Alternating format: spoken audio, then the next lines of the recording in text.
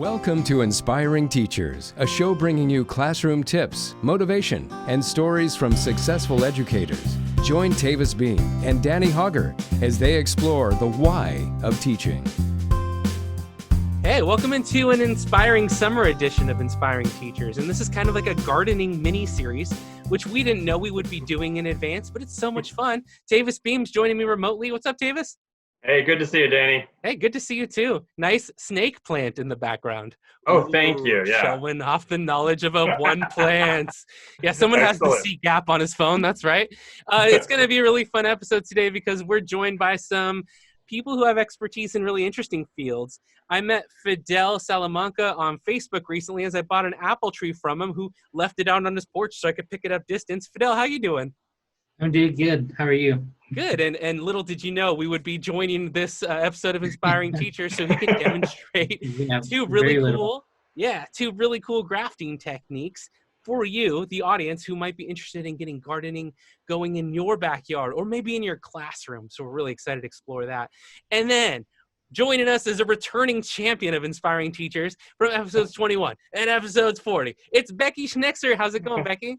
Hey, it's great. It's super hot here in Virginia, but we're dealing with it. Yeah, no, we totally get that. In California, it's been high 90s too. Becky is a certified amazing teacher. That's my certification. It doesn't come with any degree or anything. But she's also National Geographic supported. She's got a book coming out later this year with Dave Burgess Consulting, and she's amazing. So this show is going to be awesome, guys. Thanks for joining us. I want to thank AmpedUpLearning.com for contributing and making our show run and having awesome resources that you could join to or sell your own if you're making some cool stuff and get out of the sit and get rut of teaching, have some good ideas happening. So, wow, that was a lot. Fidel, how are you doing today? I'm doing very well, and I'm excited to show you guys how to do some grafting. Perfect. Hopefully you guys will find it interesting, and maybe you'll go out and try it sometime. Yeah, no, I think there's a lot of cool things about what you're doing, and I thought you'd be a great expert to teach us here and have a lesson. Tavis is the one who got me into gardening because when I went to his house, he had a lot going in his backyard. What are some of the things that you have growing back there right now, Tavis? Well, I recently moved into a new house, and one of the first things I wanted to do was get my garden set up. And I started with two beds, raised beds that I made out of redwood fencing posts, which is a nice, cheap way to get it started right away. And I put some zucchinis in that right away because I know how prolific they can be. I'm swimming in zucchinis right now. And we also got some jack-o'-lantern pumpkins going too, getting ready for October, thinking about in the future there. We planted some potatoes that are doing surprisingly well because these were just store-bought bagged potatoes, and I've got some huge bushes going right now.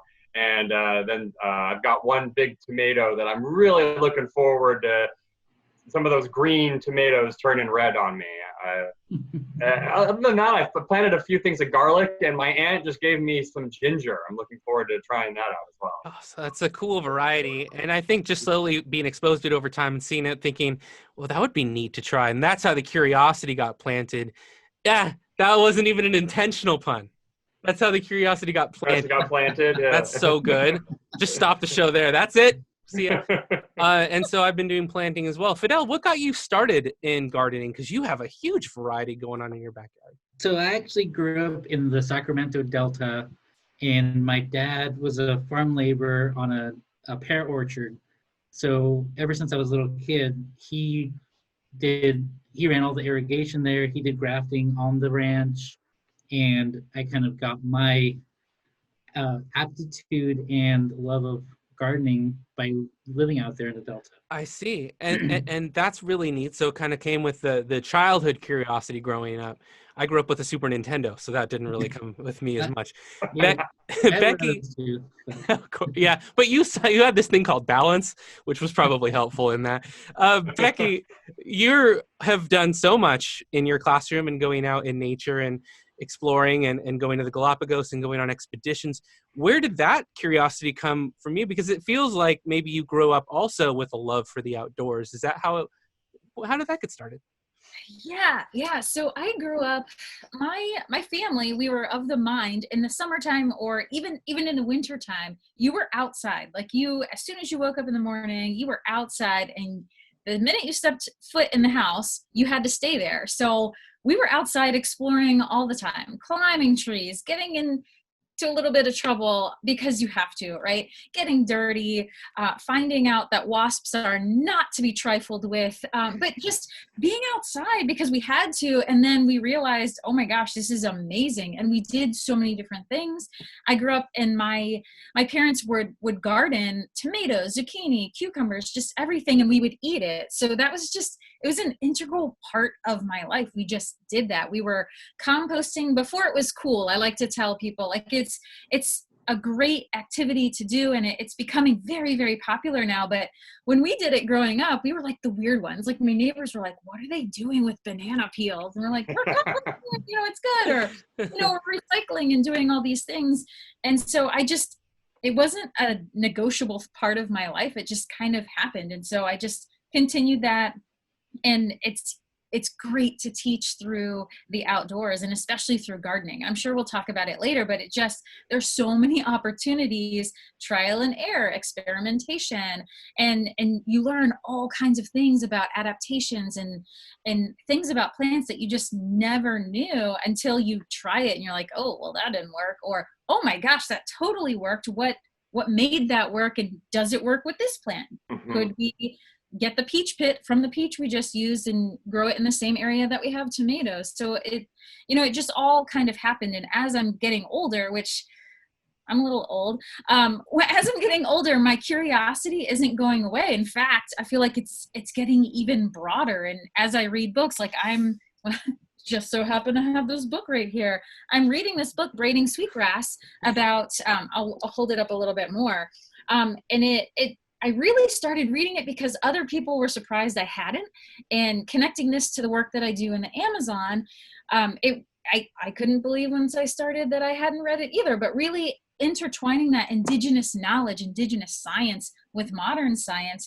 I'm reading through this and I'm like, oh my gosh, I'm going to use this in my class. I'm going to use all these different pieces and connect it to gardening, because that's kind of the basis of indigenous knowledge, is nature and gardening, sustainability, not taking more than you need. In fact, taking probably a little less than you actually need. Nice. So there's just a lot going on there. So long story even longer, it's just always been a part of my life, and I don't even know how to separate it anymore. Like it's all intertwined.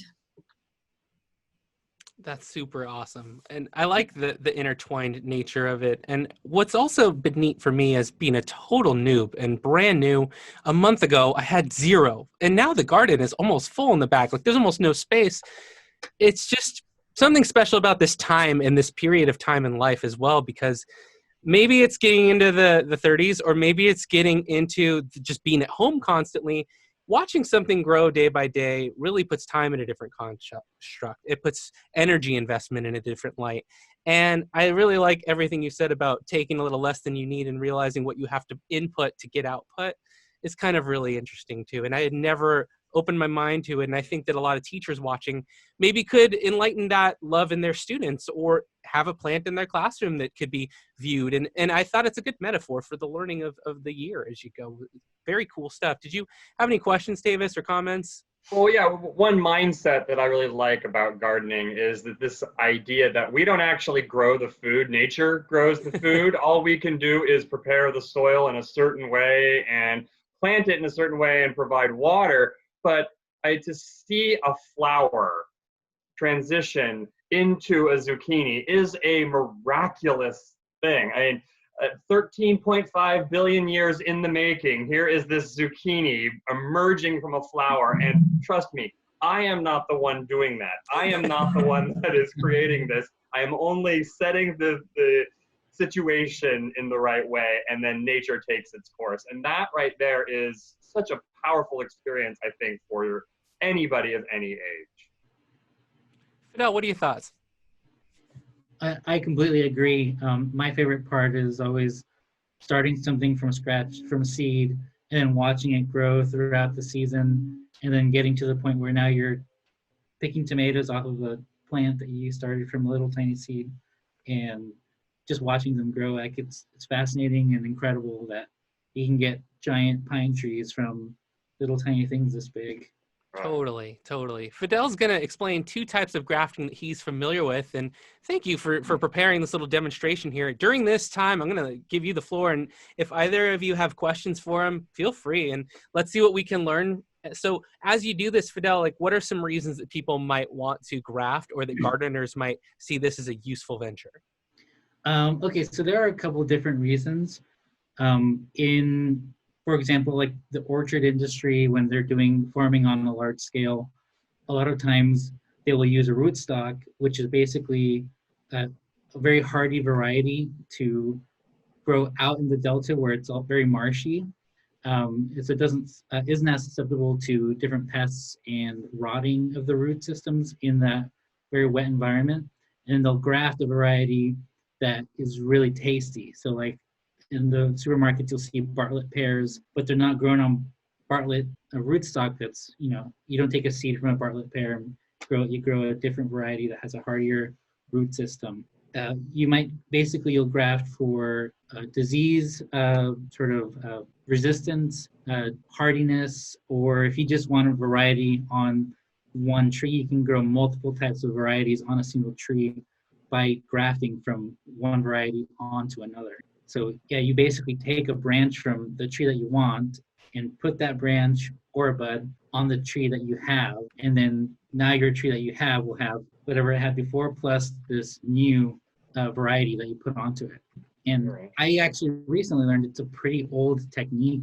I was watching a video of these Italian olive farmers that graft with a technique I'd never seen before. They basically take a patch of bark with a little branch on it and cut a little hole out of their tree and stick this patch in there, and then it'll grow from that. And I've never tried that. That's on my to-do list. And are there only certain types of fruiting trees that this works with, or does it work with most? So there has to be some compatibility. For example, you can graft different types of stone fruits onto other types of stone fruits. So a peach and an apricot and a plum and a nectarine, they can all grow on one tree.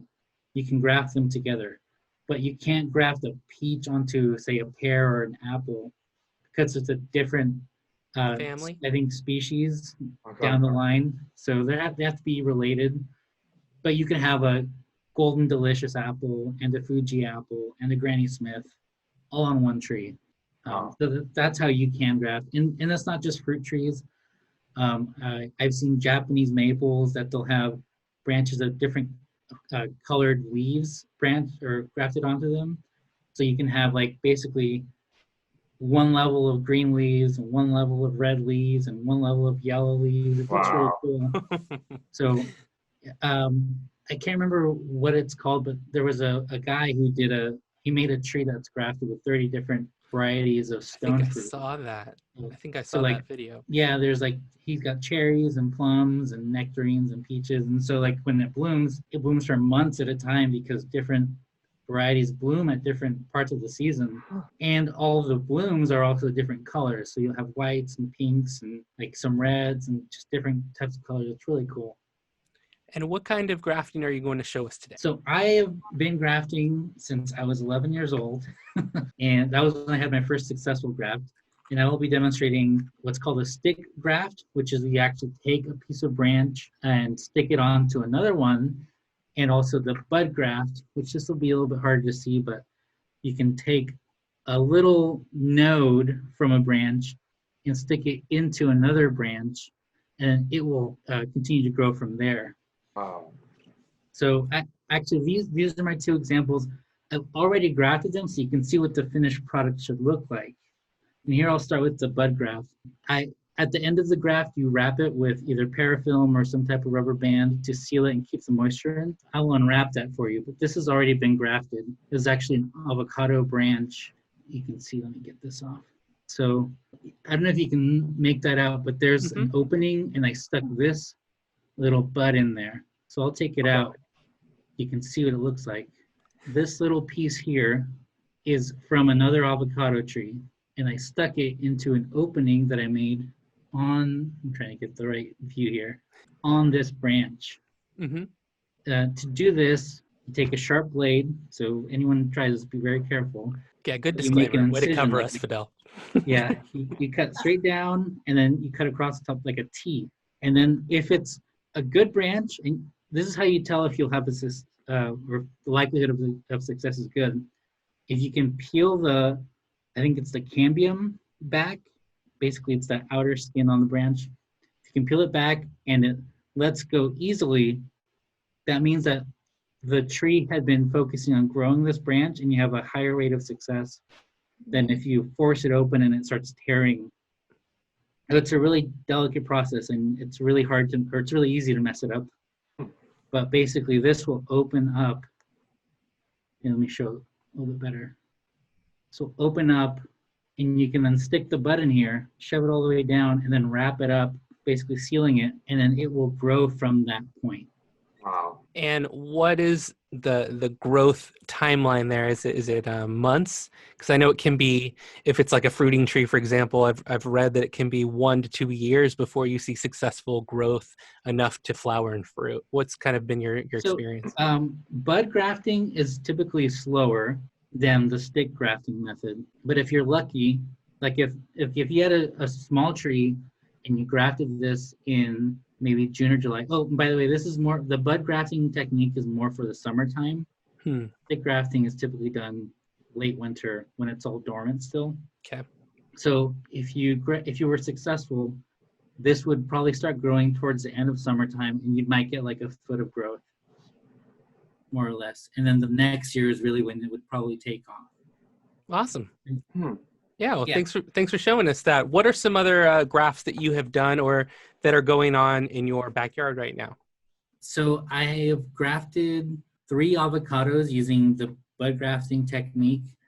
That it was onto some avocados that I grew from just an avocado pit. They were growing out back, so I tried to graft them with. I purchased a Haas avocado like 2 years ago, and so I took buds from that Haas avocado and put them on the avocados grown just from a pit. Wow. Avocados typically, if you grow them from a pit, they don't grow true to the fruit that you bought it from. Since it's been pollinated, it will be some sort of hybrid of whatever it pollinated with. Okay. And if you want something that you know is tried and true, you just go out and buy the grafted ones from whatever local nursery.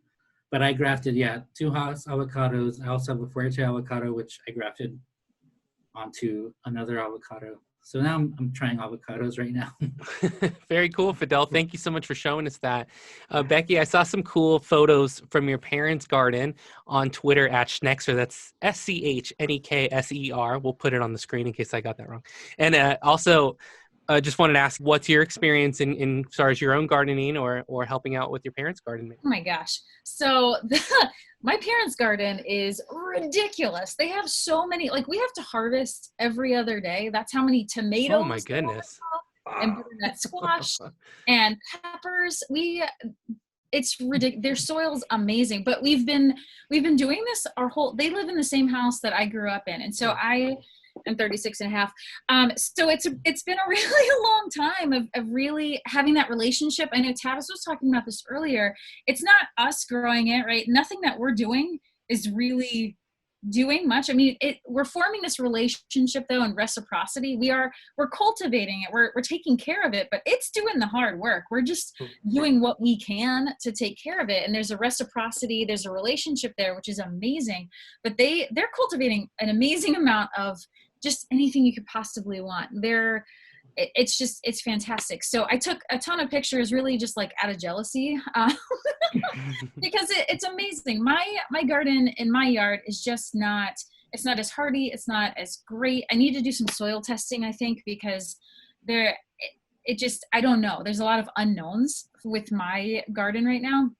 It's been very rudimentary in the making since we've had this time, though. I took the time to buy these huge pieces of lumber, like treated wood, to come out and actually build up a raised garden and add the right type of soil and really try and foster a relationship. And it might sound crazy, but I talk to my plants. And I think if you're a true plant person, you do. You might not want to admit it, but you totally talk to them. It might not be your podcast, but maybe it should be. I think so. That we need to have a plant talking podcast. Today, my guest is this fern. I know. What you I have to think Zach Galifianakis already had that Oh one. yeah, you're right. I'm late. You're right. No, hey, lost opportunity there. We'll have to do something else. Between the grafted avocados, I think is Yeah. Between two avocados. Yeah. I love it. So mine is just kind of in its infancy. I'm trying out Three Sisters Garden, and that was truly inspired by this book. And I teach that. I teach these indigenous cultures, and it didn't hit me until I was really reading this book that, like, duh, why don't you try that? So Can you explain that for some people who may not know what the Three Sisters are? Yeah, thank you. Because I always assume people are in my head, and they're totally usually not. So thank you. So the Three Sisters is companion planting. So planting compatible plants within each other, and they form an amazing relationship. And so the Three Sisters is traditionally corn, beans, and squash. And so it can be any corn, it could be any beans you want, it could be any variety of squash, including pumpkins. Like, you already have your pumpkins, and you might have these other things growing as well. But the idea is that you plant the corn first, and corn just goes straight up. It's a stalk, and it goes doot, doot, doot, doot, doot. Beans need to have something to grasp. And so a lot of times, if you're growing beans on their own, a lot of people will put a trellis up, or they'll put just walking sticks or whatever they want. Or I don't buy any of that stuff. I take limbs that have fallen from my trees. So I'm literally just using what nature has provided, and I'm hoping that also helps cultivate this relationship with my garden. But the idea is that corn comes up, and then the beans, the tendrils will grab onto the stalk. And so the beans have something beautiful to weave up around. And then the squash variety that you grow is planted with it. So it's a threesome, and the big, huge leaves of whatever squash that you have shade the ground. And so it's protecting the ground area around all three plants. So they have this beautiful mutualistic symbiotic relationship, which means they're taking care of each other. They're each benefiting, but they're also each helping the other out. And something amazing happens with the corn and the beans. Corn, those little, you've got your stalk, and then you've got a corn that kind of grows on the side of it. Well, if the corn grows on this side, the beans are going to sprout on the opposite side. So you would think that they would fight for the sun, but they don't. They're helping each other like three sisters. And so that's where that there are lots of different indigenous cultures have different stories that go along with this. And sometimes the sisters have names, but they're really looking at how families look out for each other. They support one another. Right. The oldest is considered the corn. That's the oldest sister. The beans are the youngest sister, and the squash is the middle sister. Or no, it's the other way. Sorry. Beans are the middle sister. Squash are the little. So corn really tall. Beans are supported by the corn, and the squash is like the baby sister crawling on the ground, and those leaves are protecting everyone else. So I wanted to try that for myself, just to see how it works, so that at school, when I'm doing this with students, that I kind of know what to expect, and I can guide them along the way. The students are in charge of all of it, by the way. I'm just there, like, if they have questions or if they're not sure, I kind of scaffold it for them, but they take ownership of it, and they have to do it all. So I've not done Three Sisters with students yet, but they have every year, they have their own plants. We do a cut flower garden, we do a bulb garden, and then we do a vegetable garden, and they are calling all the shots. And sometimes my grade levels will talk to each other and like, hey, do you know, since they know second grade typically are the agriculture grade, the other grades, they will ask the older students, hey, what did you guys do when this happened? And then you have a beautiful relationship with the gardens, but then vertical relationship with students. So it's just, it can go in all different ways. Or, you know, one student's like, oh man, I've heard about this technique, or I've heard about grafting. Can we try that? And I'm like, yeah, we can. And then all I have to do is support them and just figure out, here's my content. I know what content we have to cover, and then I just sneak it in as they discover it. I'm like, oh, did you know that's a dicotyledon? Oh, did you know that's vascular? You know, and you just sneak in, like great teachers do. You sneak in that content, but you just let them go, empower them take ownership of the learning, and then you sneak in things that you need to sneak in. Best type of education right there. Wasn't there also something with the three sisters about nitrogen content in the soil? I seem to remember that. Yes, so There was beans actually take nitrogen content, put it back in the soil, and corn and squash are very nitrogen-heavy feeders. So that is part, that's part of the Three Sisters. Asked and answered. Awesome stuff, guys. Hey, I want to thank you all for joining me. And Becky, that was a wonderful explanation of how the Three Sisters work together. And you gave some really good examples of how teachers can bookmark and guide their students to learn and implement something like this in the room, even if it's just something growing on your desk or in the background. Or if we're in distance learning this year, like Fidel and I were talking, taking some pictures of things that are growing, just putting them at the beginning of the lesson, just saying, hey, this is what's going on this week. Something to focus on that's positive and joyful, like you three people. So thank you, Tavis, for joining us again. I appreciate seeing you, and we'll do another edition live soon, hopefully. Fidel, thank you for showing us grafting and for giving us a tree to watch each week as we do this. No problem. Is there anywhere where people can reach you, Fidel, and find anything that you're doing? Not yet, but look for it in the future. I might hit you. Oh, it's in progress. I know you're going to be busy this afternoon. And Becky, what would you like to promote besides expeditionschnekser.com and all the things you're doing? Yeah, expeditionschnekser.com is fantastic. I'm on Twitter, I'm on Instagram. And then, as you mentioned before, I'm in the process of writing a book that should be out late 2020, early 2021.